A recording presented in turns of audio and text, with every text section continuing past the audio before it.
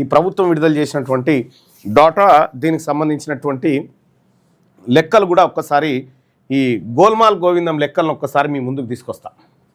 తెలంగాణ జనాభా లెక్కల గోల్మాల్ ఒక సామాజిక అన్యాయం ఎట్లా జరిగింది వీళ్ళ నివేదిక ప్రకారమే ఇక్కడ మనం చూడొచ్చు. అంకెల అబద్ధం చెప్పవు కానీ ఈ లెక్కల్లో నిజం లేదు. ఏం లెక్కలంటే 2015 ఎస్కేఎస్ తెలంగాణ సమగ్ర భౌగోళిక సామాజిక చిత్రం కేసీఆర్ నిర్వహించింది కదా ఒక్క రోజులోనే సర్వే. ఆ సర్వే వివరాలన్నీ నా దగ్గర ఉన్నాయి, ఇప్పుడు తెప్పించిన.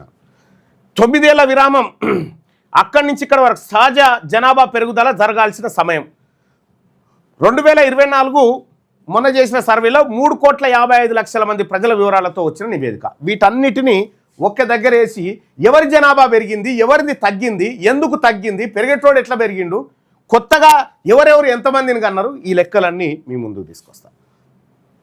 ఇక్కడ 2015 ఎస్కేఎస్ అసలైన సామాజిక పునాది సర్వేని ఒక్కసారి మనం చూస్తే ఇది ఈ కలర్ కనిపిస్తుంది కదా, ఇది ఓసీ జనాభా పెరుగుదల ఇట్లా పెరిగింది. 2015 నుంచి 24 వరకు ఓసీ జనాభా ఇట్లా పెరిగింది, బీసీ జనాభా ఇట్లా పెరిగింది. మీరు గ్రాఫ్లో అర్థం చేసుకోరు, 7 ఆడనే ఉందన్నట్టు. బీసీలదేమో స్తంభన అట్లే ఉంది, ఓసీల జనాభా మాత్రం ఇట్లా పెరుగుకుంటూ వచ్చింది. ఎంత పర్సెంట్ పెరిగింది? దాదాపు 60% ఓసీల జనాభా పెరుగుకుంటూ వచ్చింది. బీసీలదేమో పడిపోయి ఉన్నది. ఇవి సర్కారు లెక్కలే, నాయి కూడా కాదు. ఇక్కడ పద్మశాలీల జనాభా దాదాపు ఎంత అంటే వాళ్ళు 30,000 ఏమో 10 ఏళ్ళ కనుమరుగైపోయారు. యుద్ధం లేదు, వలసలు లేవు, అయినా జనాభా ఇలా తగ్గింది. సహజంగా ఏ సామాజిక వర్గం జనాభా అయినా దశాబ్ద కాలంలో పెరుగుతుంది, కానీ తగ్గింది. ఇక్కడ ఇతర బీసీ కులాల జనాభా స్తంభన కేవలం 2 నుంచి 8% వరకే. బీసీలలో పెరిగితే 2 నుంచి 8% వరకు మాత్రమే పెరిగిరు. ఇక ఓసీల జనాభా విస్ఫోటనం 40 నుంచి 75% అసాధారణ పెరుగుదల వాళ్ళ ఓసీ కులాల్లో జరిగింది. బీసీల జనాభా ఎదగకుండా ఆగిపోతే విరుద్ధంగా ఓసీ కులాల జనాభా మాత్రం రాకెట్ వేగంతో దూసుకెళ్ళింది. రెడ్డి, కమ్మ, వెలమ వర్గాల జనాభాలో 40 నుండి 70% వరకు అసాధారణ ఊహించని పెరుగుదల జరిగింది. ఇది సహజ వృద్ధా లేక కల్పిత సృష్టి? ఈ లెక్కలు చూడరు చెప్తాయి. ఇక్కడ బీసీ కులాలలో పద్మశాలీలేమో మైనస్లో ఉన్నారు. బీసీ కులాలలో ఉద్దేశపూర్వకంగా తగ్గించబడింది. ఇగో ఓసీ కులాలు రెడ్డి, కమ్మ, వెలమ 40 నుంచి 75% పెరిగింది. ఇది సాధ్యమేనా? అసాధ్యం. ఇది కృత్రిమంగా పెంచబడినటువంటి లెక్క. ఇక్కడ ఈ అన్యాయం వల్ల బీసీలకు జరిగే నష్టం ఏంటంటే ప్రాతినిధ్యం కోల్పోవడం ఒకటి జరుగుతుంది, సంక్షేమ పథకాలకు దూరం కావడం ఇంకోటి జరుగుతుంది, ఆ తర్వాత ఈ కంపోజిట్ బ్యాక్వర్డ్నెస్ ఇండెక్స్ స్కోర్ దెబ్బతింటుంది. ఈ 3 రకాల దెబ్బలు తినడానికి ఇది పెట్టిరు. ఇక్కడ వాస్తవానికి ఏంటంటే పారదర్శకత కోసం డిమాండ్ చేయాల్సినటువంటి అంశం ఏంటంటే 2015 ఎస్కేఎస్ మరియు 2024 SEEEPC డేటాను బహిరంగంగా ప్రదర్శించాలి, బహిరంగ పెట్టాలి. రెండిట్ల అద్దం లెక్క పెడితే పద్మశాలి సహా ఇతర బీసీ కులాల జనాభా తగ్గుదలపై స్వతంత్ర ఆడిట్ జరగాలి. జనాభా దామాషా ప్రకారం బీసీలకు దక్కాల్సిన న్యాయమైన వాటా అందాలి. న్యాయం జరగాలంటే ముందు లెక్కలు సరిగా ఉండాలి. ఇగో ఇదొకటి.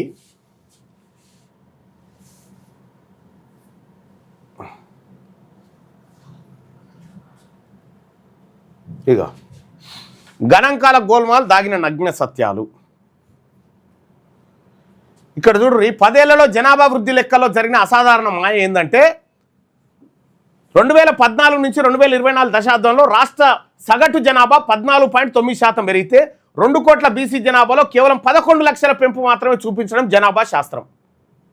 వీళ్ళ లెక్క ప్రకారం ఎస్సీలలో మీరు ఇక్కడ చూడండి, ఎస్సీల జనాభా 45.3 లక్షల నుంచి 62.2 లక్షలకు పెరిగింది. ఎస్టీల జనాభా 29.8 లక్షల నుండి 37.1 లక్షలకు పెరిగింది. ఓసీల జనాభా 45.1 లక్షల నుండి 56 లక్షలకు పెరిగింది. బీసీల జనాభా ఇది 6.3% పెరిగిందట బీసీలది. ఇక కులాల వృద్ధిలో అగ్రవర్ణాలకు బీసీలకు మధ్య ఉన్న భారీ వ్యత్యాసాన్ని ఒకసారి చూద్దాం. ఒకే వాతావరణంలో బీసీలకు 74% వరకు వృద్ధి, బీసీ ప్రధాన కులాలకు అతి తక్కువ తేడా మైనస్ వృద్ధి. ఇక కమ్మ వాళ్ళు ఉన్న జనాభా కంటే 74.54% పెరిగారు వాళ్ళ జనాభాలో, అసాధారణ పెరుగు. రెడ్లు 55.54% పెరిగారు. వెలమ వాళ్ళు 40+40.70% పెరిగారు. ఇక్కడ ముదిరాజులు 12.49%, మున్నూరు కాపులు 6.69%, గౌడ్లు 3.42%, యాదవ్ ప్లస్ గొల్ల 2.09%, పద్మశాలీలు -2.97 జనాభా తగ్గింది. ఇక్కడ చూడండి, వీళ్ళేమో ఏ తీరుగా పెరుగుకుంటూ వచ్చినాయి, ఎట్లా పెరిగినాయి వీళ్ళే. విషయం ఏంటంటే కేసీఆర్ సమగ్ర కుటుంబ సర్వే చేసినప్పుడు తెలంగాణ రాష్ట్రంలో రెడ్ల జనాభా 10,99,000 మంది. 10,99,000 మంది. ఈ 9 ఏళ్లలో 17 లక్షలైంది. 10 లక్షల మంది రెడ్లు కొత్తగా 7 లక్షల మంది రెడ్లకు జన్మనిచ్చారు. ఇక్కడ 12-13 లక్షలు ఉన్నటువంటి పద్మశాలీలు వాళ్ళ జనాభాలో 33,000 మంది కోల్పోయారు. కొత్తగా ఎవరు పుట్టలేదు. ఇక ఈ లెక్కలు, ఈ మాయాజాలం అంతా. ఇక కులాల వారీగా సామాజిక ఆర్థిక వాస్తవ పరిస్థితులను చూస్తే ఒక్కసారి జనాభాలో 56.4% ఉన్న బీసీలు ఇంకా తీవ్ర పేదరికంలోనే మగ్గుతున్నారు. జనరల్ కులాల కంటే బీసీలు 2.7 రెట్లు వెనుకబడి ఉన్నారని స్వయంగా ప్రభుత్వ నివేదికే కుండబద్దలు కొట్టింది. మరి పర్ క్యాపిటల్ ఇన్కమ్ 4,60,000 దాటిందని చెప్తారేంది? తలసరి ఆదాయం పెరిగిపోయింది. రాష్ట్రం సంపన్న రాష్ట్రం అయింది. సంపన్న రాష్ట్రంలో దరిద్రం ఎట్లుంటుందా నాయన? మీ సర్కారు లెక్కలే కదా. తీవ్ర పేదరికం, లక్షలోపు ఆదాయం ఉన్న బీసీలు, 1 లక్ష లోపు ఆదాయం ఉన్న బీసీలు 80.5% మంది ఉంటే ఇంకెక్కడిది? ఇది వెనకబడ్డ రాష్ట్రం అవుతుంది కానీ ఇది ఉగాండా, ఇది నైజీరియా అయింది. ఇక్కడ ఎస్సీలు 86.2% మంది లక్షలోపు ఆదాయంలో ఉంటే ఎస్టీలు 88.2% ఉంటే ఓసీలు 56.2%. ఇక్కడ రోజువారీ దినసరి కూలీలు చూస్తే రోజు కూలి చేసుకొని బతికేటోళ్ళలో బీసీలలో 18.5% ఉంటే ఎస్సీలలో 31.7%, ఎస్టీలలో 32.9% ఉంటే ఓసీలలో 5.5%. కూలి పనులు చేసేది కూడా ఈ వర్గాలే. ఇంగ్లీష్ మీడియం చదువు విషయానికి వస్తే బీసీలు 48.1% మంది ఇంగ్లీష్ మీడియం చదువుకుంటారు, కానీ ఓసీలు 66.3% మంది ఇంగ్లీష్ మీడియంలో చదువుతూ ఉన్నారు. డిప్లొమా ఉన్నత చదువులు బీసీలు 20.3%, ఎస్టీ 15.9%, కానీ ఓసీలు 31.7%. ఎడ్యుకేషన్ వాళ్ళ చేతుల్లోనే. ఇక్కడ సంక్షేమ పథకాల పంపిణీలో జరుగుతున్న తీవ్ర అన్యాయం చూస్తే భూమి లేని బీసీ ఎస్సీలకు బడ్జెట్ ఫలాలు దక్కడం లేదు.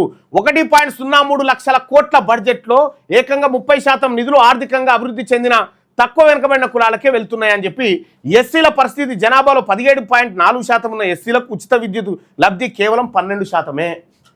17% ఉన్న ఎస్సీలకు ఉచిత విద్యుత్ లబ్ధి 12%. ఓసీ జనాభా వాటా 11.9% మాత్రమే. వాళ్ళకు 15% పైగా అతిపెద్ద వాటా అగ్రవర్ణాలకే దక్కుతా ఉంది ఉచిత కరెంట్లో కూడా. ఇక్కడ ఏ కులం లేదు. 2024 సర్వేలో 11.96 లక్షల మంది, అంటే 10వ అతిపెద్ద కమ్యూనిటీ తాము నో క్యాస్ట్ అని నమోదు చేసుకున్నారు. వీరంతా అత్యున్నత చదువులు చదివిన ఎగువ మధ్య తరగతి అగ్రవర్ణాల వారే. నివాస స్థాయి అత్యధికంగా హైదరాబాద్ సాఫ్ట్వేర్, డాక్టర్లు, గ్రూప్ 1 IAS అధికారులు వృత్తులు. అతిపెద్ద వాస్తవం ఏ కులం లేదు అని చెప్పిన వీరిలో ఏకంగా 43% మంది వద్ద ప్రభుత్వ కుల ధృవీకరణ పత్రాలు ఉన్నాయి. అతిపెద్ద వాస్తవం రెండోది ఏంటంటే వీరిలో 13.5% మంది గతంలో రిజర్వేషన్ ప్రయోజనాలు కూడా అనుభవించారు. వీళ్ళని తీసుకుపోయి అలా కలుపుకున్నారు.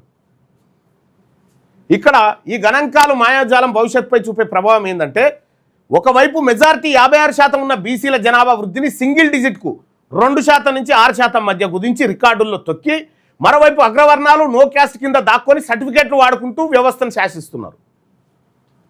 ఈ నిర్మాణాత్మక అన్యాయం వల్ల బీసీ, ఎస్సీ, ఎస్టీలు భవిష్యత్తులో రాజకీయ ప్రాతినిధ్యం, సంక్షేమ నిధులు మరియు విద్యా ఉద్యోగ రిజర్వేషన్లు కోలుకోలేని విధంగా నష్టపోతారు. ఈ కుట్రను ఛేదించాల్సిందే ఈ తెలంగాణ రాజ్యాధికార పార్టీ.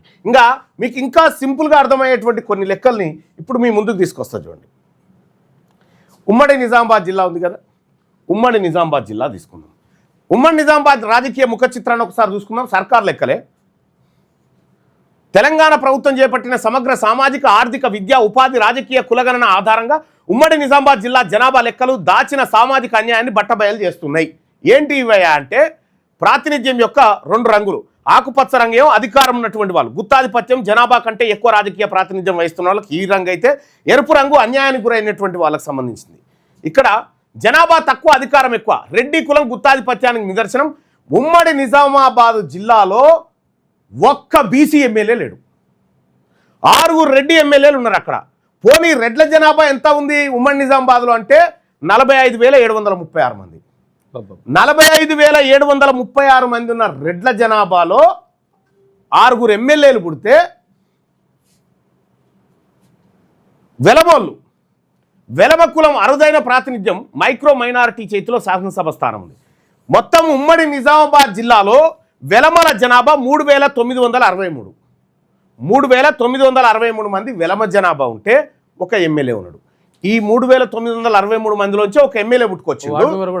ఇక్కడ 45,736 మందిలోంచి 6 ఎమ్మెల్యేలు పుట్టుకొచ్చింది రెడ్లలోంచి. ఇక్కడ ఒక్కొక్క రెడ్డి ఎమ్మెల్యే 7,622 మంది రెడ్లకు ఒక ఎమ్మెల్యే తయారైండు. 7,622 మంది రెడ్లకు ఒక ఎమ్మెల్యే తయారైండు.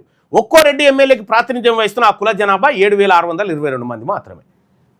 ఇక్కడ లక్షల్లో జనాభా ప్రాతినిధ్యం 0. ఉమ్మడి నిజామాబాద్లో బీసీల రాజకీయ దుస్థితి 0. ఒక్క బీసీ ఎమ్మెల్యే లేడు ఉమ్మడి నిజామాబాద్లో. లక్షలాది మంది జనాభా ఉన్న ప్రధాన బీసీ కులాలకు కనీసం ఒక్క వెలమ ఎమ్మెల్యే స్థానం కూడా దక్కలే. ఇక్కడ చూడొచ్చు మనం. ఇదే నిజామాబాద్ జిల్లాలో మున్నూరు కాపు జనాభా 1.29 లక్షలు ఉన్నట్టుగా ఈ నివేదికలు పెట్టారు. 1.29 లక్షలు. 0 ఎమ్మెల్యే, ఒక్క ఎమ్మెల్యే లేడు. పద్మశాలిల జనాభా 1,00,000 పైచిలుకుంది, ఒక్క ఎమ్మెల్యే లేడు ఇదే నిజామాబాద్లో. ఇక్కడ గంగపుత్రులు 97,000 మంది ఉన్నారు, ఒక్క ఎమ్మెల్యే లేడు. ముదిరాజులు 85,000 మంది ఉన్నారు, ఒక్క ఎమ్మెల్యే లేడు. ఈ సర్కార్ లెక్కలే. అధికారానికి దూరం ఎమ్మెల్యేలు 0. యాదవులు 75,000 మంది ఉన్నారు, ఒక్క ఎమ్మెల్యే లేడు. కానీ 3,000 మంది ఉన్న వెలమాయన ఒక ఎమ్మెల్యే, 45,000 మంది ఉన్నటువంటి రెడ్లల్లోంచి 6 ఎమ్మెల్యేలు. ఇక్కడ కులాలు రెడ్డి వెలమ కలిసి వీళ్ళ మొత్తం జనాభా 49,699 అయితే అందులోంచి 7 ఎమ్మెల్యేలు పుట్టుకొచ్చారు. ఇక్కడ చూడు, మున్నూరు కాపు, పద్మశాలి, గంగపుత్ర, ముదిరాజు, యాదవ్ మొత్తం జనాభా 4,86,000 అయితే అందులోంచి ఒక్క ఎమ్మెల్యే పుట్టలేదు. చూడండి, ఒక్క ఎమ్మెల్యే లేడు, 0. ఈ లెక్కలు బయట పెట్టిన కథ. ఇక్కడ 4.86 లక్షల మంది బీసీలకు 0 ఎమ్మెల్యే. ఇగో 49,000 జనాభా ఉన్న రెడ్డి వెలమకు 7 ఎమ్మెల్యేలు నిజామాబాద్ నుంచి. ఒకటి నిజామాబాదు అర్బను వైశ్య సామాజిక వర్గం, వాళ్ళ వాటా వాళ్ళకు దక్కడంలో తప్పు లేదు. ఇంకొకటి ఏది జుక్కలు ఉంది, అది రిజర్వ్డ్ స్థానం. ఇది సామాజిక న్యాయమైన. జనాభాలో 10% కూడా లేని కులాలకు జిల్లా రాజకీయంపై 100% ఆధిపత్యం. జనాభాలో అత్యధికంగా ఉన్న కులాలకు చట్టసభలో కనీస ప్రవేశం లేదు. ఉమ్మడి నిజామాబాద్ జిల్లా నుంచి బీసీ ఎమ్మెల్యే గతి లేడు. ఇక్కడ ఏ కులం జనాభా ఎంతో వారి వాటా అంతా ఉండాలని చెప్తా ఉన్నాం మేము. ఎవరి భాగం వాళ్ళకే ఉండాలి. జనాభా దామాష ప్రకారం చట్టసభలో రాజకీయ వాటా దక్కాలి. మెజార్టీ కులాల రాజకీయ అంటరానితనం అంతం కావాలి. గుత్తాధిపత్యాన్ని ప్రశ్నించే రాజకీయ చైతన్యం రావాలని తెలంగాణ రాజ్యాధికార పార్టీ చెప్తా ఉంది.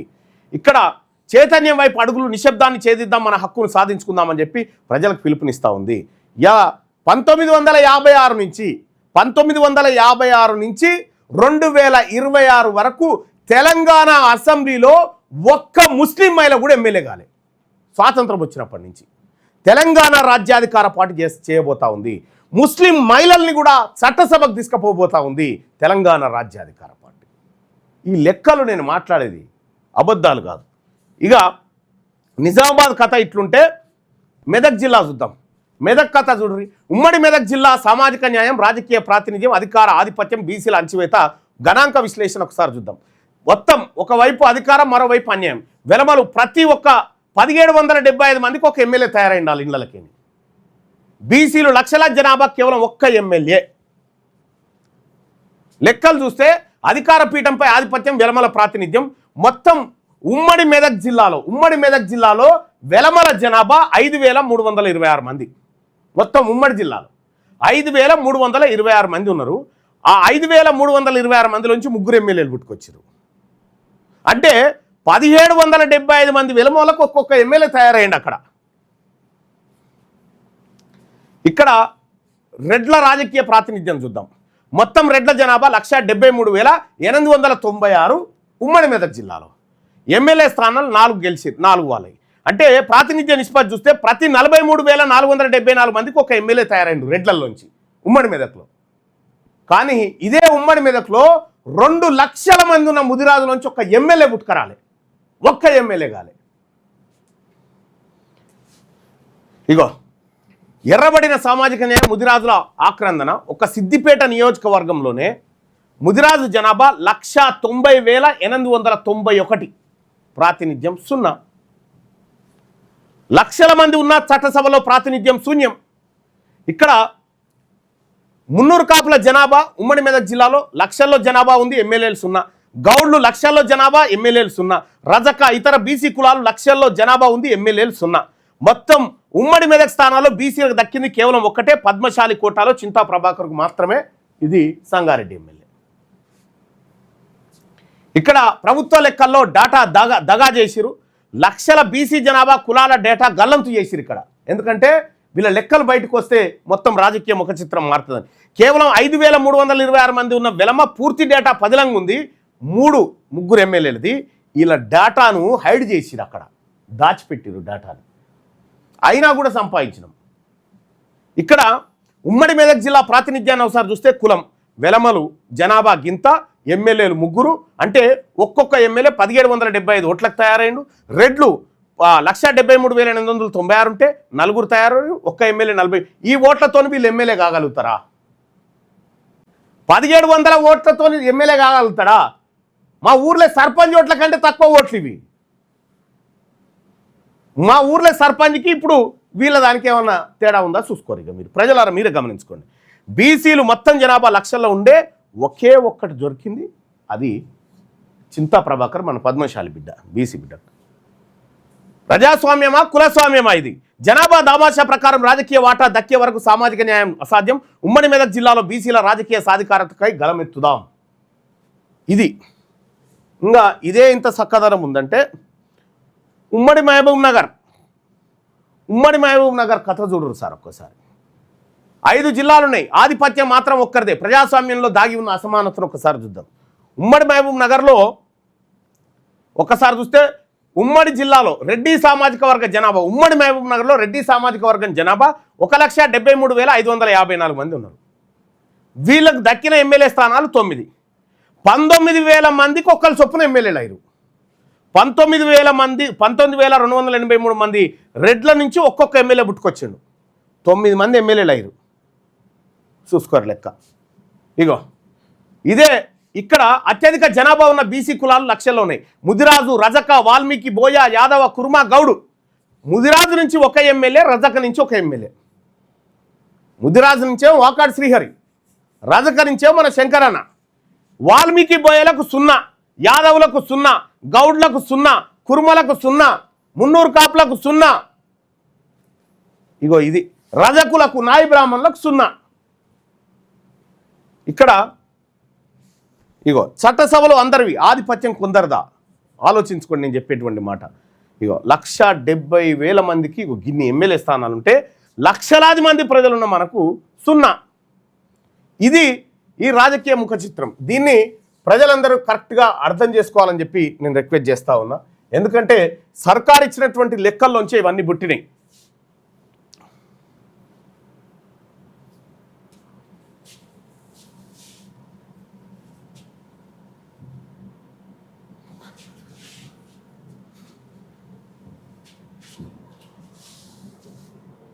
రైట్. ఇక